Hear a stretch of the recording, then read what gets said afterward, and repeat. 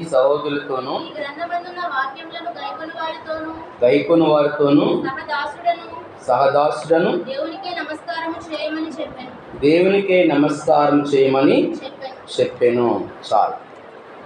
చిన్న ప్రార్థన. పరిశుద్ధుడైన తండ్రి, ప్రేమగల మా ప్రభువా, మీ పరిశుద్ధమైన నామమునకు స్తుతులు స్తోత్రాలు చెల్లించుకొనుచున్నాం. పరిశుద్ధులు నిలబడి ఈ స్థలంలో మా ప్రభువా నిలబడి మీ జీవపు మాటలు వినిపించడం నేనే మాత్రం తగనీయుడని కాను. నా దోష పాపములను అవిధేతలను క్షమించండి. మీ పరిశుద్ధమైన రక్తంలోనైనా కడిగి శుద్ధీకరించండి. మీ శిల్వ చాటును మరుగుపరచండి. మీ జీవపు మాటలు మాకు వినిపించండి. వినగల చెవును, గ్రహించగల హృదయం మా అందరికి దయచేయమని వేడుకొనుచున్నాం. మీ జీవ గ్రంథంలో ఆశ్చర్యకరమైన సంగతులు చూసినట్లుగా మా కన్నులు తెరవండి. మీ సన్నిధి మాకు అనుగ్రహించమని మా ప్రభును ప్రియరక్షకుడైన యేసు పరిశుద్ధ నామమున అడుగుచున్నాం తండ్రి. మనం ఇక్కడ చూసినప్పుడు దేవుని యొక్క వాక్యంలో ప్రకటన గ్రంథం 22వ అధ్యాయము 7వ వచనం చూద్దాం. ఇదిగో నేను త్వరగా వచ్చుచున్నాను. ఎవరు వస్తున్నారు? త్వరగా ఎవరు వస్తున్నారు? యేసయ్య త్వరగా వస్తున్నాడు. రాకడ వర్తమానం చెప్పాలనుకున్నాను మీకు కొద్ది నిమిషాలు. నేను ప్రభు ఏమన్నాడు? త్వరగా వస్తున్నాను అంటున్నాడు. మరి త్వరగా వస్తున్నాడు, మనం ఏం చేయాలి? నిద్రపోవాలా? సిద్ధపడాలా? ఏం చేయాలి? సిద్ధపడాలి. మనం సిద్ధపడాలి. బుద్ధి కలిగిన కన్యకలు, బుద్ధి లేని కన్యకలు మనకు తెలుసు. ఎవరు పెండ్లి కుమారులు వస్తున్నప్పుడు సిద్ధపడి ఉన్నారు? చెప్పండి మీరు. బుద్ధి గలవారా, బుద్ధి లేనివారా? బుద్ధి గలవారు సిద్ధపడి ఉన్నారు. బుద్ధి లేని వాళ్ళు వాళ్ళ నూనెలో సిద్ధపరచుకోలేదు, నిద్రపోతూ ఉన్నారు. పెండ్లి కుమారుడు వచ్చినప్పుడు పెండ్లి కుమారుడితో పాటు ఆ యొక్క సిద్ధపడినటువంటి కన్యలు లోపలికి ప్రవేశించారు, బుద్ధి కలిగినటువంటి వాడు. కాబట్టి మనం ఈ దినాలు మనం చూసినట్లయితే ఖచ్చితంగా ప్రభు రాకడ ఎంతో సమీపంగా ఉందని మనకు అర్థమైపోతున్నది. చూస్తున్నాం.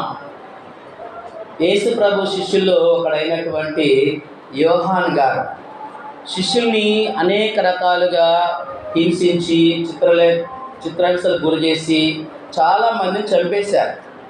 అయితే యేసు ప్రభు శిష్యుల్లో అతి చిన్న వయసు వాడైనటువంటి యోహాన్ ఉన్నాడు. ఆయన్ని కూడా చంపాలని ప్రయత్నం చేశారు. ఏం చేశారంటే బాగా సలసల కాగే నూనెలో వేశారు ఆయన్ని. నూనెలో వేస్తే చనిపోలేదు, ఆ భక్తుడు చనిపోలా. అయితే ఏం చేశారు వాళ్ళు? ఆ పద్మాసు ద్వీపానికి పంపించారు. ఒక చిన్న పడవలో కట్టేసి పద్మాసు ద్వీపానికి పంపించారు.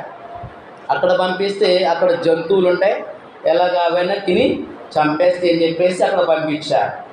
అయితే మనం చూడండి ఒకసారి ప్రకటన గ్రంథము 1వ అధ్యాయంలోనే చూస్తాము. అక్కడ ప్రకటన గ్రంథము 1వ అధ్యాయము 10వ వచనంలో, ప్రభు దినమందు ఆత్మవశుడున్న ఎండగా బూరధ్వని వంటి గొప్ప స్వరము నీవు చూచుచున్నది పుస్తకములో వ్రాసి ఎఫెసు, స్పుర్మా, పెర్గము, తైతైరా, సార్దీస్, ఫిలదెల్ఫియా, లవోదిక అని 7 సంఘములకు పంపుమని చెప్పుట నా వెనుక వింటిని. ప్రభు దినమందు నేను ప్రార్థన చేస్తూ ఉన్నాడు ఈ భక్తుడు. ఆయన పేరేంటి? యోహాన్. ప్రార్థన చేస్తూ ఉంటే ప్రభు ప్రత్యక్షమయ్యాడు ఆయనకి. ప్రభు ప్రత్యక్షమయ్యి మరి ఈ లోకానికి ఎలాంటి సంభవాలు జరగబోతున్నాయి, భూలోకానికి ఈ లోక భవిష్యత్తు ఎలాగుంటున్నది, ఎలాగ ఈ లోకం అంతమైపోతున్నది, మరి తన ప్రజలను ఆయన తన దగ్గర ఎలా తీసుకుంటాడు, ర్యాప్చర్ అంటారు. ర్యాప్చర్ అంటే సంఘం ఎత్తబడటం. ఇలాగ అనేక విషయాలు ఆ యొక్క ప్రభు దినమందు ప్రభు ప్రత్యక్షమయ్యి యోహానికి జరగబోయే సంఘటనలన్నీ కూడా ఈ ప్రకటన గ్రంథంలో రాయించాడు. తెలుసుకోవాలి కదా మనం ఇప్పుడు ఏ దినాల్లో ఉన్నాము? రాకడ దినాల్లో ఉన్నాం. ఏ దినాలు? రాకడ దినాలు.